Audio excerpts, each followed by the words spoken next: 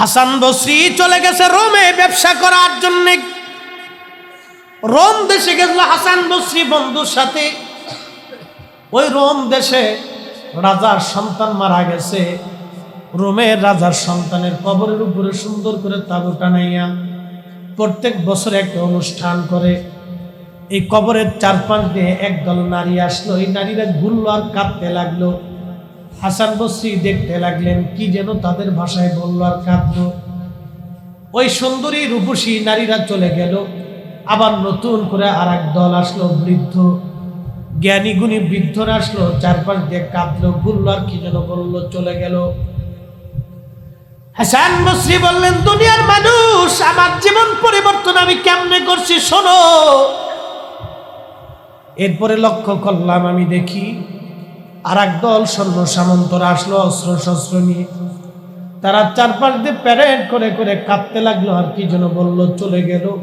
এরপরে রাজা আর রানী দুইজনে আসলো, চারপাশ দিয়ে ঘুরতে লাগলো, কাঁদতে লাগলো আর কি যেন বলে বলে চলে গেল। আমি আমার বন্ধুকে বললাম, বন্ধু তুমি তো তাদের ভাষা জানো। বন্ধুরে তাহলে বলবা কি, এই মানুষগুলি কবরের চারপাশ দিয়ে ঘুরে ঘুরে চলে গেল, কাঁদতে লাগলো, এই বিষয়টা কি বলো। তখন হাসান বসরি বন্ধু ডাক দেয়, বলো, বন্ধুরে এই কবরটা হলো এই রোম সাম্রাজ্যের বাদশার ছেলে, একটা মাত্র সন্তান, তার ছেলেটা মারা গেছে। মারা যাওয়ার পরে এই রোম রাজ্যের সবচেয়ে সুন্দরী মেয়েদেরকে নিয়ে আসা হলো। এই কবরের চারপাশ দিয়ে ঘুরিয়ে ঘুরিয়ে মেয়েরা কাঁদতে লাগলো আর বলতে লাগলো, ও যুবরাজ, সৌন্দর্য দিয়ে যদি পৃথিবীতে তোমাকে বাঁচানো যাইতো, তাহলে আমরা এই রোম রাজ্যের সমস্ত সুন্দরীরা আমাদের সৌন্দর্য দিয়ে হলো তোমাকে বাঁচানোর চেষ্টা করতাম। কিন্তু তোমাকে এমন একজন মালিক নিয়ে চলে গেছে, এমন একজন মালিক তোমাকে নিয়ে চলে গেছে, যার কাছ থেকে এই সৌন্দর্য দিয়ে ফেরানোর কোনো সুযোগ নাই। কথা বলেন ঠিক কিনা? ভাই বন্ধু আপনজনা সঙ্গে তোমার কেউ যাবে না রে। ও তোর খালি হাতে একা পথে, খালি হাতে একা পথে যাইতে হবে মনো বেগি।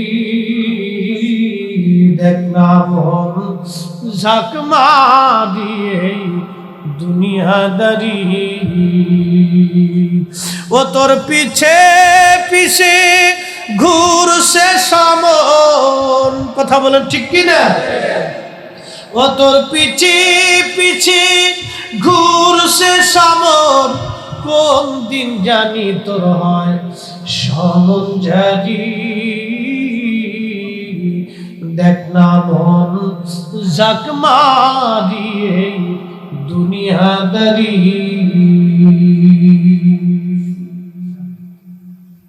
কষ্ট হয়? থাকবেন আর কিছু সময় থাকবেন? হ্যাঁ, সারা রাত্র ইনশাল্লাহ কর। আঁকা লাগতো না, নেকি হয়ে গেছে। নেকি আল্লাহ লিখে বলছে, আল্লাহর খুব অভাব, তাই না? শ্রীলঙ্কার মতো আল্লাহ মন্দায় পড়ছে নাকি কন? এই যে আমেরিকা বলে মন্দায় পড়ে গেছে, আমেরিকার মতো কি আল্লাহর অর্থনৈতিক সংকট আছে নাকি কন? হ্যাঁ, তাহলে বোঝা গেল আমরা নিয়ত করছি, আল্লাহ একবার কবুল করে লিখে বলেছি। সুবহানাল্লাহ। যেমনি সুবহানাল্লাহ কইছেন, মনে আল্লাহর সাথে ঝগড়া টগড়া আছে। আরো জোরে একসাথে কর সুবহানাল্লাহ। খুশি হন নাই? সারা রাত থাকা লাগবে না, কিন্তু নেকি লেখা হয়ে গেছে। সুবহানাল্লাহ। এরকম মালিক আর কোথায় পাবেন বলুন তো? আপনি মালিকের কার বাড়িতে কাজ করেন, কারখানায় কাজ করেন, সরকারি চাকরি করেন, দোকানে ব্যবসা করেন, কাজ করেন, যদি আপনি ঠিক মতো এই টাইম টু টাইম মতো কাজ আদায় করে না দেন, তো মালিক আপনাকে বেতন দিবে না। কিন্তু আমার এমন একজন মালিক, রব্বি করিম, আল্লাহ রহমান রহিম গফুর গফফার, করিম সত্তার, রহিম ও জব্বার, খালিক ও বার, সেই রব্বি করিম সারা রাত আপনার পালন করতে হয় নাই। এশার নামাজ কেউ যদি জামাতের সাথে পড়ে, আরে পুকার তোর জ্বালায় তো অস্থির, অস্থির, এই পোকাটা মাটির ভিতরে থাকে, এটির আগে বান্ধে আগে মাছ শিকার করতাম। এতে হানু ওয়াজে ডিস্টার্ব করতেছে, তোরে আগে পাইছি না রে, তাহলে পাইলে তোরে মাছের খোরাকি বানায় লাইতাম। এলে শয়তান এসে ওয়াজে মাঝখানে একটা ডিস্টার্ব দিয়ে গেছে। একসাথে পড়ে লা হাওলা ওয়ালা কুওয়াতা ইল্লা বিল্লাহ।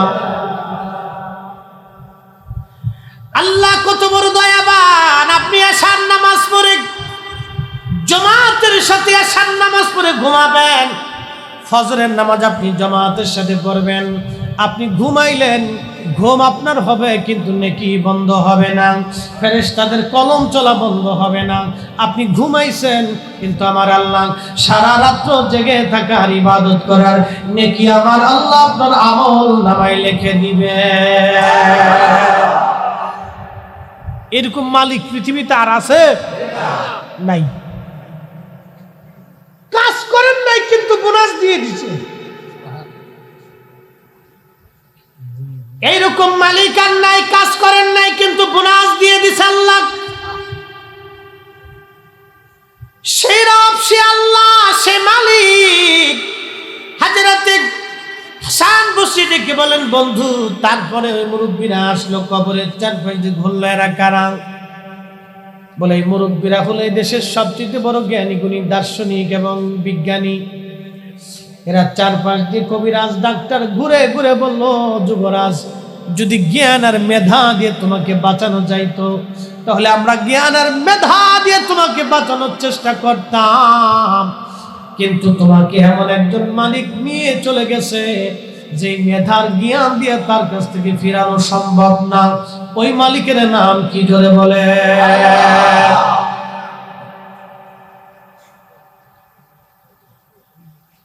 হাসান বসে বলেন, বন্ধু তারপরে কি বলবা কি? বন্ধু ডাক দিয়ে বলেন, হাসান তারপরে যে সৈন্যরা ঘুরে ঘুরে কেঁদে কেঁদে সৈন্যরা মাস করে করে চলে গেল, এরা কারা? এরা এই রোম রাজ্যের সবচেয়ে চৌকুর সেনা দল, কমান্ডো সৈন্য, শক্তিশালী সেনা দলেরা। বন্ধুরে এই কবরের চারপাশ দিয়ে ঘুরে ঘুরে তারা বলে গেল, যুবরাজ যদি রণকৌশল দিয়ে অস্ত্র শস্ত্র দিয়ে তোমার মরণ ঠেকানো যাইতো, যুবরাজ আমরা কমান্ডোরা আমাদের সমগ্র রণকৌশল আর চেষ্টা দিয়ে অস্ত্র দিয়ে তোমাকে ফিরানোর চেষ্টা করতাম, কিন্তু তোমাকে এমন একজন নিয়ে চলে গেছে যার কাছ থেকে ফিরানোর মতো কোনো সুযোগ শক্তি আমাদের নাই। বলেন ওই রবের নাম। আমরা কার কাছে যাব? দুনিয়াতে থাকার কোন সুযোগ আছে কি ভাব? আল্লাহ ওয়াজ করলেন, কুল ইন্নাল মাউতাল্লাযী তাফিরুনা মিনহু ফাইন্নাহু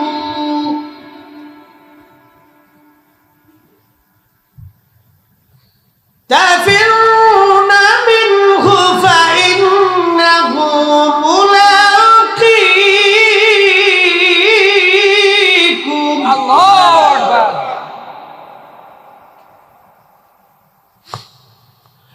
ثم تردون إلى عالم الغيب والشهادة।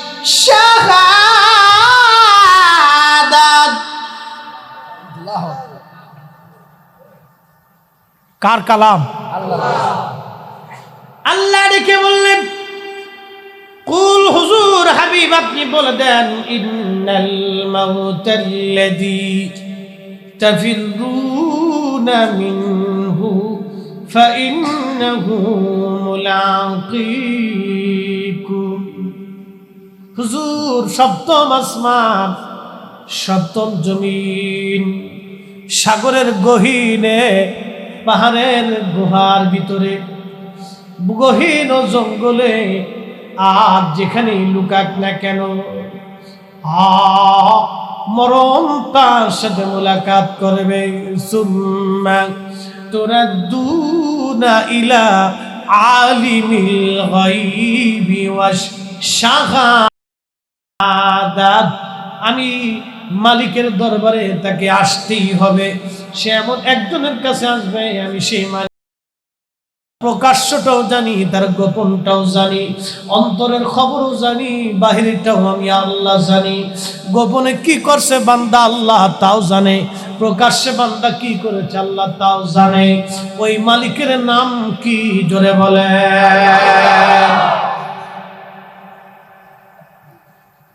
হাসান বসরি ডেকে বললেন, বন্ধু তারপরে ওই রাজা চারপাশ দিয়ে ঘুরলো, রানী আর রাজা বিষয় কি বলো?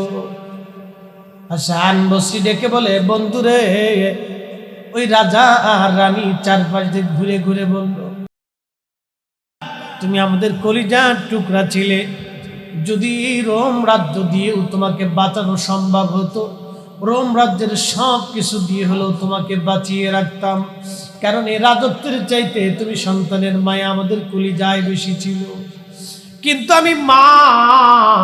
আমি বাবা আজকে দিশেহারা হয়ে গেছি।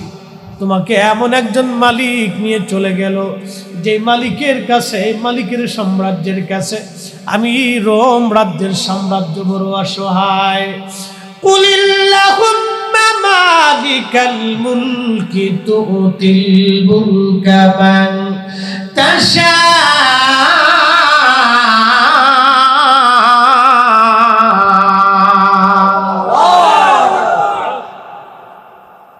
আল্লাহ বলেন, হুজুর আপনি বলে দেন সমগ্র মুলকের মালিক আমি আল্লাহ, মালিক আমি আল্লাহ। হাসান বসরির ব্যবসা করতেন, ওই আপনার হীরকের ব্যবসা, হীরার ব্যবসা করতেন, রূপের ব্যবসা করতেন। হাসান বসরি বন্ধুকে স্বর্ণ রূপা সোনা দানা বুঝাই দিয়ে বললেন, বন্ধু আমি হাসান বসরি আজকে থেকে আর কোনো দিনই ব্যবসা করব না। যদি ব্যবসা দিয়ে সম্পদ আর সোনা দানা দিয়ে দুনিয়ার মধ্যে বেঁচে থাকাই যাইতো, তাহলে এই বাচ্চা, যেহেতু দুনিয়ার মধ্যে থাকার আর সুযোগ নাই, আমি হাসান আর এই কাজে নাই। যে কাজ করলে মালিক খুশি হবে, আমি আল্লাহর কাজে নিয়োজিত হয়ে গেলাম। হাসান বসরি দুনিয়ার সব কিছুকে লাথি মেরে ফেলে দিয়ে ইবাদত নিজেকে নিয়োজিত করে দিয়ে পৃথিবীর সর্বশ্রেষ্ঠ আলেমের একজন আলেম হয়ে গেলেন, দুনিয়ার সর্বশ্রেষ্ঠ জাহিদের একজন জাহিদ হয়ে গেলেন। আর কোনদিন তিনি ব্যবসা বাণিজ্য করেন নাই। একবার জোরে বলা যাবে কি মারহাবা? তেলের গাড়ি তেলে চলে, হাওয়ার গাড়ি হাওয়ায় চলে, তেলের গাড়ি তেলে চলে, হাওয়ার গাড়ি হাওয়ায় চলে, বিনা তেলে চালায় গাড়ি নবী সুলাইমান। সেই মুসলমান আমরা, সেই মুসলমান। মসজিদের জুতা চুরি করে নিয়ে যাই, সুদের ব্যবসা করি, ঘুষের কারবারি করি, মানুষের মাথায় বাড়ি দেই, মানুষের মাথায় কাঁঠাল ভেঙে খাওয়ার চিন্তা করি। কথা কোন ঠিক কিনা? আল্লাহ বলেন, ওয়ালা তামুতুন্না ইল্লা ওয়া আনতুম মুসলিমুন। মুসলমান না হইয়া কিন্তু মইর না, মুসলমান না হয়ে মইর না, মুসলমান না হয়ে মইর না, মুসলমান না হয়ে মইর না। মুসলমান হয়ে কবরে যাও, মুসলমান হয়ে কবরে যাও। ওই কবর প্রত্যেক দিন আমাদেরকে ডাকে, কবর প্রত্যেক দিন ডাকে আর বলে, হে বান্দা আমি সাপ বিচ্ছুর ঘর, আমি আগুনের ঘর, আমি নির্জন ঘর, আমি একাকিত্বের ঘর। বান্দা বুঝে আসো আমি আমার কাছে, বুঝে আসো আমি আমার কাছে।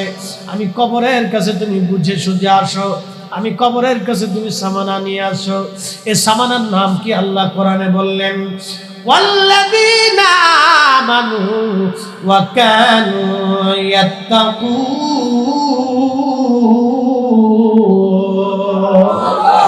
এই বস্তুর নাম প্রথমত ঈমান।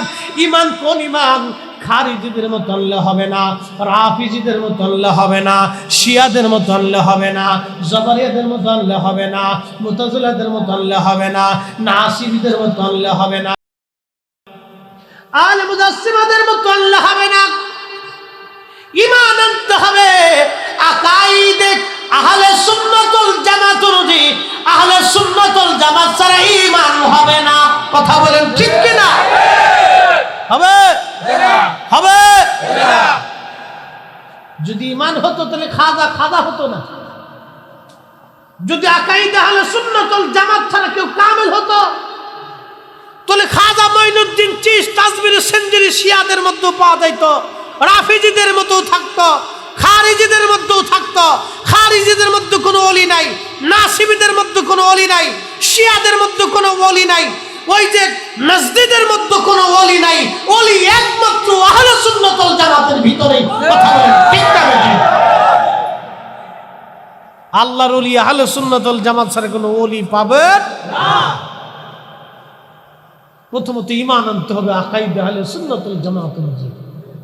ওয়া কানু ইয়াত্তাকুন। এরপর আল্লাহ বলেন মুত্তাকি হতে হবে তোমাকে। আল্লাহকে ভয় করতে হবে, ভয় করার মতো করতে হবে, ভয় করার মতো করো। হে মা বোনেরা, যদিও এই ঘটনাগুলি আপনারা বহুবার শুনেছেন, তারপর আমি বলে দিয়ে যাই কিভাবে আল্লাহকে ভয় করা লাগবে। হুজুর গাউসে পাকের আব্বা যান নদীর মধ্য দিয়ে ফল ভেসে যাচ্ছিলেন, ক্ষুধার তাড়নায় ফল খেয়ে ফেললেন। ফল খাওয়ার পরে চিন্তা করলেন আমি তো ফল খাইলাম, কিন্তু মালিকের কাছে তো জিজ্ঞাসা করি নাই। আমি তো ফল খাইছি কিন্তু মালিকের কাছে তো জিজ্ঞাসা করি নাই, তাহলে উপায় কি হবে? আবু সালেহ জঙ্গি মুসা রাহমাতুল্লাহ আলাইহি চলে গেলেন নদীর কিনারা দিয়ে পারে পারে হেঁটে হেঁটে দেখলেন নদীর কিনারা একটা ফল গাছ। সেই ফল যে ফল উনি খেয়েছিলেন, বাড়ির ভিতরে যে সালাম দিলেন, কে বের হয়ে আসছে? কে গো বাবা? আমি আবু সালেহ মুসা। কি জন্য আসছেন? হুজুর আপনার ফল থেকে, গাছ থেকে একটা ফল নদীর মধ্যে পড়ে গিয়েছিল, বেশে বেশে চলে গেছে, এই ফল আমি খেয়ে ফেলছি। হুজুর এই একটা ফলের দিনা দয়া করে আপনি আমাকে মাফ করে দেন। আল্লাহর ওলির কাছে গেছে, আল্লাহর ওলি আর বুঝার বাকি নাই, কত ফল তো মানুষ খেয়ে ফেললো, একটা ফল নদীতে ভেসে যায়। আবু সালেহ ফলের দিনা মাফ করার জন্য আসছে। বুঝছি এই ছেলে সাধারণ ছেলে না, এটা বড় তাকওয়াশীল ইয়াকিনওয়ালা আল্লাহওয়ালা যুবক। জোরে বলবেন মারহাবা। এরকম পাওয়া কপাল লাগে। এইরকম উনি চিন্তা করছে পোলা সারা যাইতো না, খুব ঢকালা পোলা, চেহারা দেখে না। কিন্তু আমরা তো এখন মাইয়ে বিয়ে দিই খালি চেহারা সুন্দর দেখতে, যেটা বেশি খালি বালা টিকটক বানাইতে হবে। কথা কন না কা? খালি টিকটক বানাইতে লিছি, দুই নাচন দিলেই মনে করছি খুব বালা। আমার দেশের যেই নারীরা টিকটক করে এগুলি বেহায়া। কথা বলেন ঠিক না বেঠিক?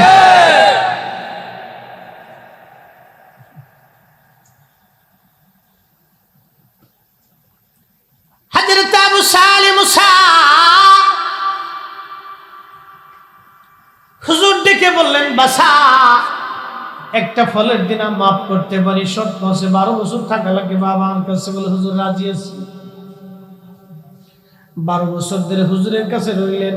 হুজুরের তাহাজ্জুদের পানি জোগাড় করে দেয়, হুজুরের খেদমত করে, বাড়ির কাজ কারবার করে দেয়।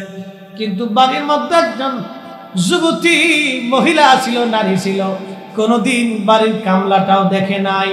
একবার জোরে বলবেন কি মারহাবা।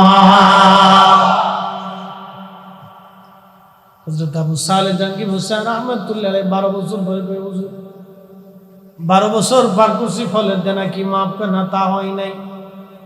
আমার ঘরে একটা মেয়ে আছে, অন্ধ, ল্যাংড়া, কানা, বোবা, এই মেয়ে বিয়ে করা লাগবে তোমার। বলে হুজুর তাতেও রাজি আছি, তবে মাফ হবে নি?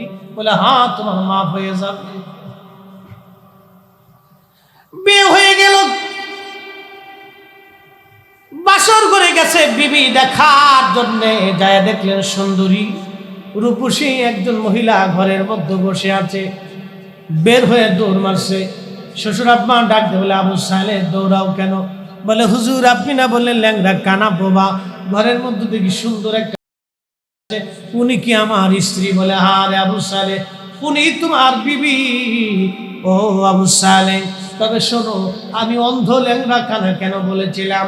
আমার এই মেয়েটা জীবনে কোনোদিন বেগানা পুরুষের চেহারা দেখে নাই। হয়েছে না? আরো জোরে কর। জীবনে কোনোদিন বেপরদা অবস্থায় ঘর থেকে বের হয় নাই। আবু সালেহ রে, আমার এই মেয়েটা জীবনে কোনদিন কোন বেগানা পুরুষের সঙ্গে কথা বলে না, এই জন্য ল্যাংড়া কানা বোবা বলছি।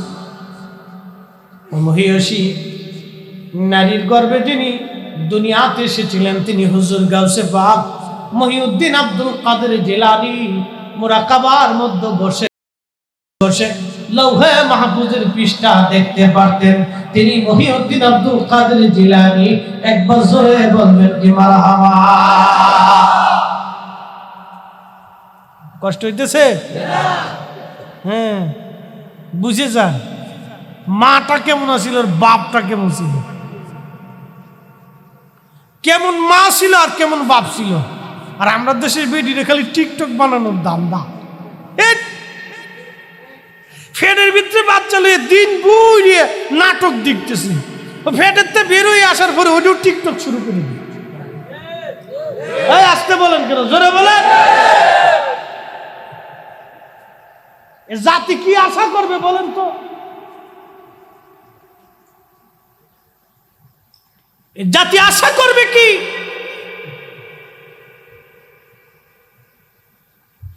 বড়ুরার মুসলমান,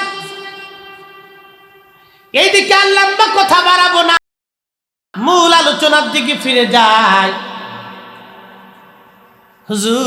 হযরতে ইউনূস আলাইহিস সালাম তিনি রওনা করে রাগ করে চলে আসলেন।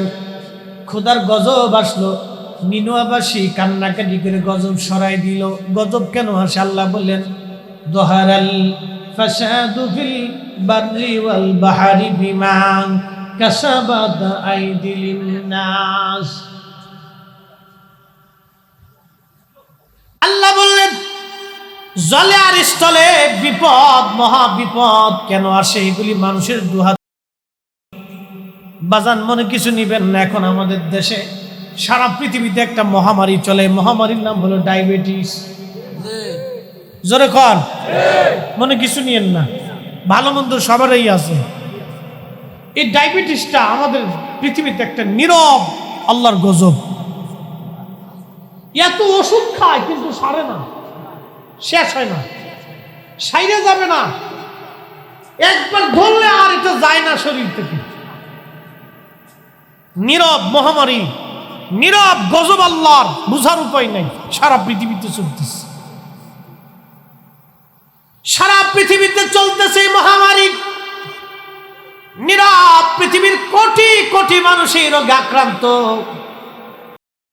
সেই রোগে আক্রান্ত হয়ে গেছে। নাম হলো ডায়াবেটিস। হার্টের সমস্যা, প্রেসারের সমস্যা, এই রোগগুলি আমাদের শরীরের ভিতরে দিন দিন দানা বাঁধতেছে।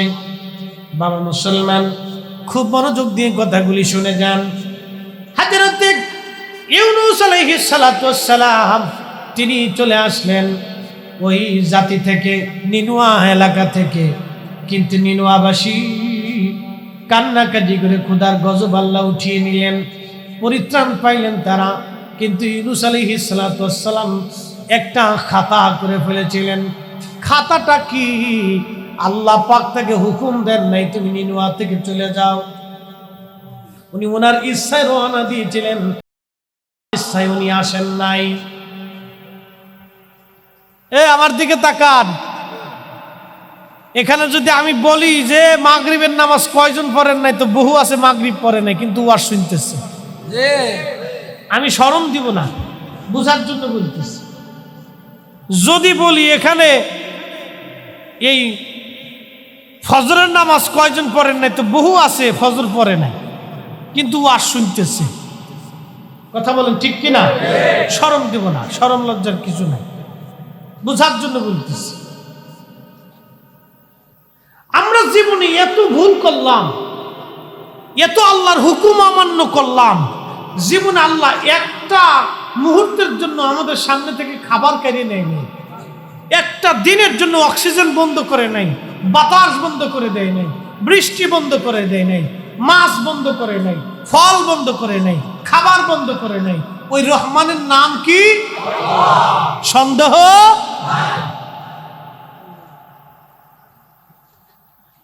হযরত ইউনূস আলাইহিস সালাম একটা মাত্র খাতা করে বসে, উনি ওনার ইচ্ছায় চলে আসছেন। আল্লাহর হুকুম ছাড়া যখন উনি ওনার ইচ্ছায় চলে আসলেন, আসার পরে ওই যে ওমান সাগর পানি দিবেন, আরব সাগর, জাহাজে চললেন হযরত ইউনূস আলাইহিস সালাম।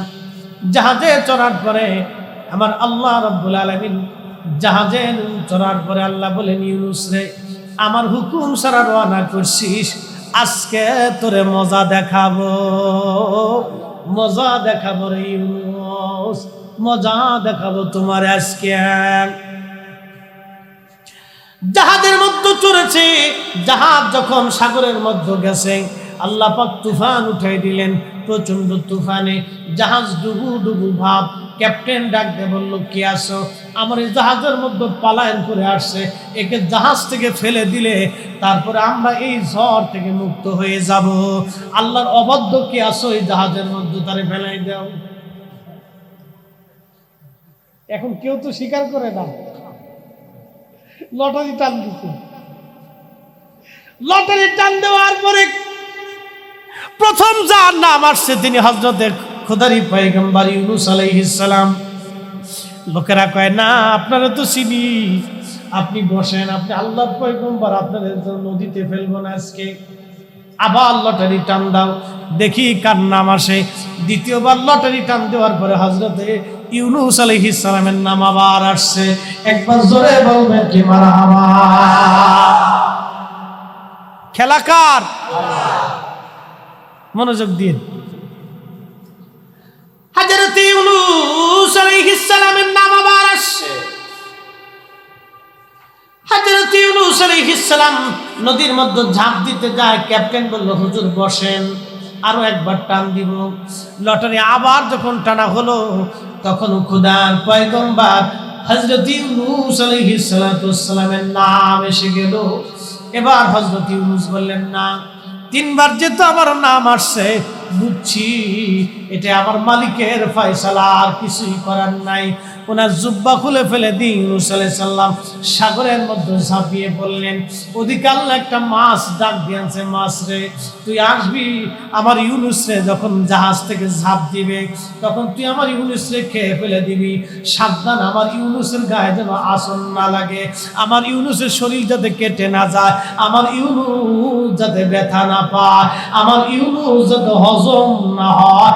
চিৎকার করে বলুন সুবহানাল্লাহ। খেলা কার?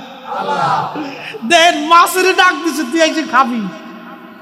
আবার কয় শরীর যাতে না কেটে যায়, ব্যথা যাতে না পায়, হজম যাতে না হয়। দেখেন জেলখানার ভিতর বন্দি করতেছে, আবার মায়াও লাগে।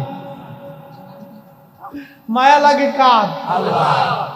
কত বড় দয়া আল্লাহ, চিন্তা করেন। মা যখন আপনাকে পিটিয়েছে, মনে রেখেন, মা যখন আপনারা মারছে না, কি কথা কর নাকি, মারছে না? মা যখন মারছে তখন মা কিন্তু আপনার পিঠে মারে নাই, মার কলিজার ভিতরে আঘাত লাগছে। এটা কিন্তু চরম সত্য। আপনারা যারা বাবা হয়েছেন, সন্তানের গায়ে আঘাত করলে ওই আঘাতটা কিন্তু সন্তানের গায়ে লাগে না, ওটা বাবার কলিজার ভিতরে লাগে। এই কথা কর না কেন? কলিজা লাগেনি? লাগে। তা আপনার দয়া বেশি না আল্লাহর বেশি? মার বেশি না আল্লাহর বেশি? 99 গুণ আল্লাহর দয়া বেশি। বান্দা গুনাহ করার পরেও আল্লাহ খাবার দেয়, দেখি আমার বান্দা তওবা করে কিনা।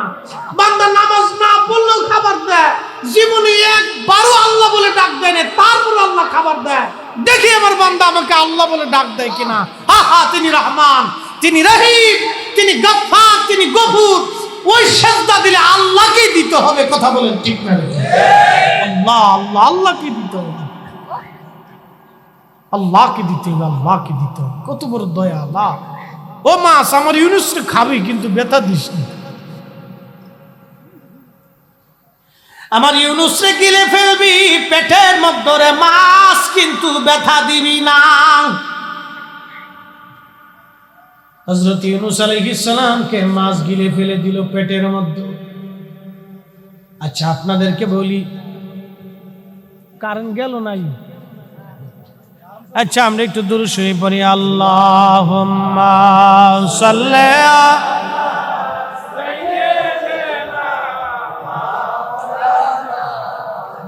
মুহাম্মাদ ওয়া আলা আলি সাইয়্যিদিনা। জবান খুলে কিছু সময়, জবান খুলে আল্লাহ আল্লাহ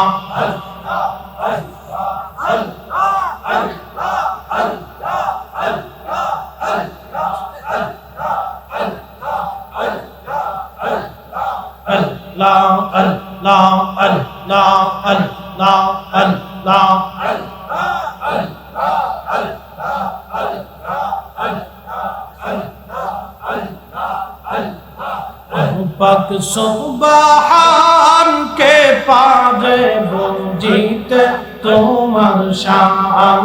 আল্লাহ আল্লাহ আল্লাহ জিন্দাকে মারিতে পারো, জিন্দাকে মারিতে পারো, মরার পারো দিতে জান তুমি, মরার পারো দিতে জান কে পারে জিতে তোমার শান। আল্লাহ আল্লাহ আল্লাহ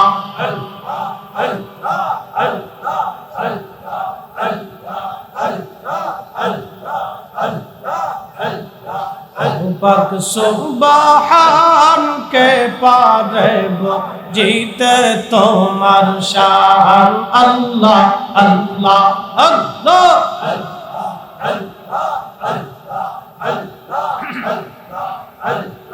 তোমার দোস্ত হাবিবুল্লাহ আগে তারে বানাইয়া নূরের রূপে তৈয়ার করে রাখছো তারে লুকাইয়া।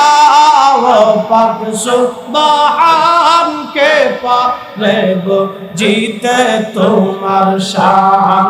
আল্লাহ আল্লাহ আল্লাহ জিন্দা কে মারিতে পারো, জিন্দা কে মারিতে পারো, মরার পারো দিতে জান তুমি, মরার পারো দিতে জান কে পারে জিতে তোমার শান। আল্লাহ আল্লাহ আল্লাহ পাক সুবহান কে পারে জিতে তোমার শান। আল্লাহ আল্লাহ এক লক্ষ 24,000 পয়গম্বর বানাইয়া তোমার দোস্ত হাবিবুল্লাহ রাখছো তারে লুকাইয়া। পাক সুবহান কে পারে জিতে তোমার। আল্লাহ আল্লাহ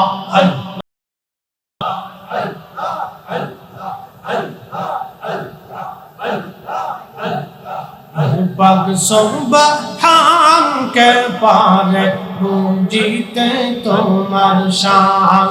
আল্লাহ আল্লাহ জিন্দা কে মারিতে পারো, জিন্দাকে মারিতে পারো, মরার পারো দিতে জান তুমি, মরার পারো দিতে জানকে পারে জিতে তোমার শান। আল্লাহ আল্লাহ আল্লাহ আল্লাহ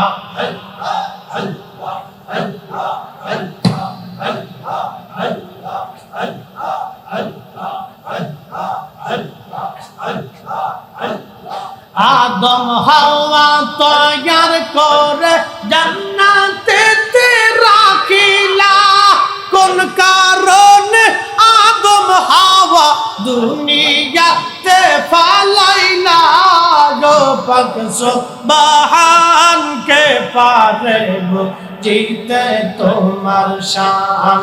আল্লাহ আল্লাহ আল্লাহ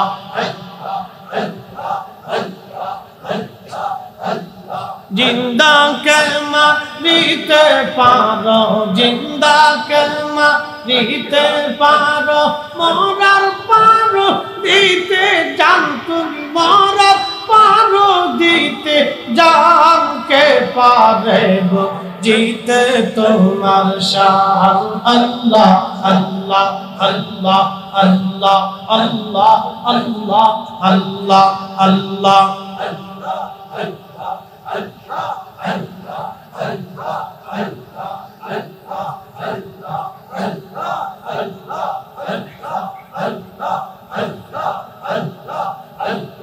জিন্দা কে মারিতে পারো, জিন্দা কে মারিতে পারো, মরার পারো দিতে জান তুমি, মরার পারো দিতে জান কে পারে জিতে তোমার শান। আল্লাহ আল্লাহ আল্লাহ আল্লাহ আল্লাহ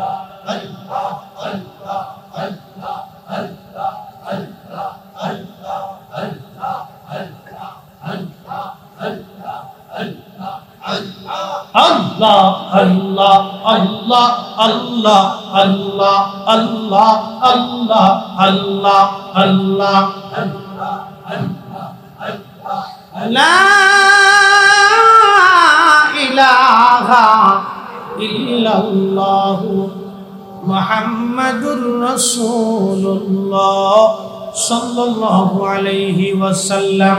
একবার জোরে বলা যাবে কি মারহাবা। হযরত ইউনূস আলাইহিস সালামের কথাগুলি বলছিলাম, শেষ করে দিব, লম্বা কথা বাড়ানো যাবে না। মাসের মধ্যে পেটের মধ্যে আল্লাহ ইউনূস আলাইহিস সালামকে নিয়ে গেলেন। মাসের পেটের মধ্যে চলে যাওয়ার পরে এখন আপনাদেরকে প্রশ্ন করি, জবাব দিবেন। আমরা যেমন 3.5 হাত, ইউনূস আলাইহিস সালামকে 3.5 হাত ছিল, উনি না হলেও তো 10 হাত লম্বা ছিল, বেশি হবে 10 হাত, মিনিমাম একটা 10 হাতে ধরলাম। 10 হাত লম্বা একজন মানুষকে খাওয়ার জন্য বলে মাছটা কত বড় হবে একটু চিন্তা করেন। আল্লাহ পাক ওই মাছটাকে গিলে ফেলে দেওয়ার জন্য আরো আরেকটা মাছ আমার আল্লাহ সমুদ্র থেকে নিয়ে আসলেন। ও মাছ, তুমি এবার এই মাছ ইউনূসরে যেই মাছে খাইছে এই মাছরে তুমি আবার গিলে ফেলে দাও। একবার জোরে বলেন না সুবহানাল্লাহ। হযরত ইউনূসকে যেই মাছে গিলছে ওই মাছরে ধরার জন্য আমার আল্লাহ সমুদ্রের ভিতর থেকে আরো আরেকটা মাছ আল্লাহ নিয়ে আসছে। ওই মাছ আইনা ওই মাছটাকে গিলে খেয়ে ফেললো। তাহলে এই মাছটা কত বড় হতে পারে? সমুদ্রের ভিতরে অনেক বড় বড় মাছের ভিতরে একটা মাছ আছে নীলতিমি। এই নীলতিমি প্রত্যেকদিন 4 টন করে খাবার খায়, এক এক টনে 27 মন। সুবহানাল্লাহ, কি বাড়ি যাইয়া এক এক টনে কয় মন? 27 মনে 1 টন। এইরকম 4 টন খাবার প্রত্যেকদিন নীলতিমি প্রত্যেকদিন আল্লাহ তারে খাওয়ায়। হাজার হাজার লক্ষ লক্ষ নীলতিমি আছে সমুদ্রের মধ্যে, তিমি মাছ আছে, হাজার হাজার তিমি মাছের তিনি খাওয়ান। ওই মালিকের নাম কি? আচ্ছা বলেন, তিমি মাছের কি ব্যাংকের অ্যাকাউন্ট আছে? খাদ্য গুদাম আছে? তিমির কিন্তু খাদ্য গুদাম নাই। ব্যাংকের অ্যাকাউন্ট নাই, আগামী দিনের জন্য খাবারও বাড়ি জমা করে নাই। ওরে প্রত্যেক দিন খাওয়াই কে? আমাদেরকে দেয় কে? তারপরও আমরা হালাল বস্তু বাদ দিয়ে ঘুষ খাই। ঠিক কথা কন না কে? হালালটা দিছে কে? তার খাই। আম আছে, জাম আছে, কলা আছে, কাঁঠাল আছে, পেঁপে আছে, হরেক রকমের খাবার আছে। তারপর আমরা মদ খাই, তারি খাই, এরপর আমরা ওই হিরোইন খাই, বাবা খাই, আবা খাই, এরপরে ফেন্সি খাই, হাবিজাবি এইগুলি খাই। এত খাবার আল্লাহ দেওয়ার পর ওই হাবিজাবি পচাগুলো আমরা খাই। তার মানে বুঝে গেল আমরা মানুষ হতে পারে নাই। আমি নবী না চিনিলাম, কি যে ভুল করিলাম, ঠিক কিনা? ভস্মে ঢালিলাম ঘি, মানুষ হইয়া ভবেতে আসিয়া মানুষের করিলাম কি? মানুষ হইয়া ভবেতে আসিয়া মানুষের করিলাম কি? হযরত ইউনূস আলাইহিস সালাম মাছের পেটের মধ্যে যখন তিনি গেলেন, তখন চিন্তা করলেন আমি কি মরে গেছি না বাইসে আছি। এই চিন্তা ভাবনা করার পর আল্লাহর পয়গম্বর মাছের পেটের মধ্যে তিনি লড়াচড়া দিয়ে দেখলেন না উনি বাইসে রয়েছেন, উনি মরে নাই। হযরত ইউনূস আলাইহিস সালাম এবার উঠলেন, উঠার পরে মাছের পেটের মধ্যে তিনি সিজদায় করে কাঁদতে লাগলেন আর বলতে লাগলেন, আমার সাথে বলেন, লা ইলাহা ইল্লা আনতা সুবহানাকা ইন্নী কুনতু মিনাজ জালিমিন। লা ইলাহা ইল্লা আনতা সুবহানাকা ইন্নী মিনাজ জালিমিন। আল্লাহ, তুমি ছাড়া আর কোনো ইলাহ নাই, তুমি পবিত্র। আমি ইউনূস আমার নফসের সাথে জুলুম করে ফেলছি। আল্লাহ, আমি ভুল করে ফেলছি। আল্লাহ, তুমি আমারে মাফ করে দাও। সিজদার মধ্যে পড়ে ইউনূস আলাইহিস সালাম কাঁদতে লাগলেন। আল্লাহ পাক ডাক দিলেন, ওরে ইউনূস, তুই যদি এইবার ক্ষমা না চাইতি, সিজদায় পড়ে না কাঁদতি রে ইউনূস, তাহলে কিয়ামত পর্যন্ত তোমাকে মাছের পেটের মধ্যেই রাখতাম, মাছের পেট থেকে তোমাকে আর কোনোদিন বের করতাম না। হযরত ইউনূস আলাইহিস সালাম মাছের পেটের ভিতরে একটা মাছে তারে খাইলো, ওই মাছের আরেক মাছে খাইলো। সেই মাছের পেটে করে লইয়া ইউনূস আলাইহিস সালামকে মহাসমুদ্র দিয়ে ঘুরে বেড়াইতে লাগলো। একদিন না, 2 দিন না, কোন বর্ণনায় 40 দিন পর্যন্ত, 40 রজনী পর্যন্ত ইউনূস আলাইহিস সালামকে মাছ পেটের মধ্যে নিয়ে মহাসমুদ্র দিয়ে ঘুরে বেড়াইতে লাগলো। আর এমন সময় হযরত ইউনূস আলাইহিস সালাম লক্ষ্য করলেন, দুনিয়ার মানুষকে শুনিয়া যান, হযরত ইউনূস আলাইহিস সালাম লক্ষ্য করলেন যে মাছের পেটের ভিতর থেকে তিনি আওয়াজ শুনতে লাগলেন। সমুদ্রের ভিতর থেকে আল্লাহ জিকিরের আওয়াজ আসে, আল্লাহ আল্লাহ আল্লাহ আল্লাহ আল্লাহ আল্লাহ আল্লাহ আল্লাহ আল্লাহ আল্লাহ। ইউনূস আলাইহিস সালাম ডাক দেখো, আল্লাহ, এই সমুদ্রের ভিতরে কিসে তোমার জিকিরের আওয়াজ হয়? জিকির করে কারা? আল্লাহ ডাক দে বলেন, ইউনূস, পাথরগুলি আমি আল্লাহ জিকির করে, কঙ্করগুলি আমি আল্লাহ জিকির করে, বালুগুলি আমি আল্লাহ জিকির করে, মাছেরা আমি আল্লাহ জিকির করে, কীট পতঙ্গ আমি আল্লাহ জিকির করতেছে। তারা 1 সেকেন্ডের জন্য জিকির বন্ধ করে না। একবার জোরে বলবেন আল্লাহু আকবার। জিকির হবে কার? মাছেরা জিকির করে কার? সমুদ্রের ভিতরে জিকির চলে। ভাইবেন না খালি গরুরাই জিকির চলতেছে। ওরা তো, আমরা দলবদ্ধভাবে জিকির করলে ওরা তো বেদাত, ওর কপালে ঠাডা পড়ছে। কি কথা কন না কে? এই দুরূদ শরীফ কার জিকির? ও দুরূদ শরীফ আমরা মিলাদে দুরূদ পড়ি, এটা আল্লাহর জিকির, এটা আল্লাহ তার রাসূলের জিকির, স্মরণ। এই জিকির চলবে সমুদ্রের ভিতরে, আল্লাহর জিকির চলে। হর হামেশা জিকির করে, মাছে জিকির করে, গাছে করে, তরুলতা পাতা করে, সমুদ্রের পাথর করে, কঙ্কর করে, কাকড়াই করে, বালুতে আল্লাহর জিকির করে। একসাথে জোরে বলবেন আল্লাহু আকবার। সারা সমুদ্রের ভিতর থেকে জিকিরের আওয়াজ আসতেছে। ইউনূস আলাইহিস সালামের জিকিরের আওয়াজ শুনতেছে। তাহলে জিকির চলবে কার? আল্লাহ। আল্লাহ বললেন ইউসাব্বিহু লিল্লাহি মা ফিস সামাওয়াতি ওয়া মা ফিল আরদ। আসমান জমিনের মধ্যে যা কিছু আছে সব আল্লাহ জিকির করে। আসমান জমিনের মধ্যে যা আছে সব আল্লাহ জিকির করে। একটা সেকেন্ডের জন্য জিকির বন্ধ হয় না। আল্লাহ আমাদের প্রত্যেকের জিকির করার তৌফিক দিক। সকলে বলেন আমিন। লা ইলাহা, জোরে জোরে, লা ইলাহা, ও লা ইলাহা। আসিয়া বলে আল্লাহ আল্লাহ, ফেরাউন দিছে কত জ্বালা।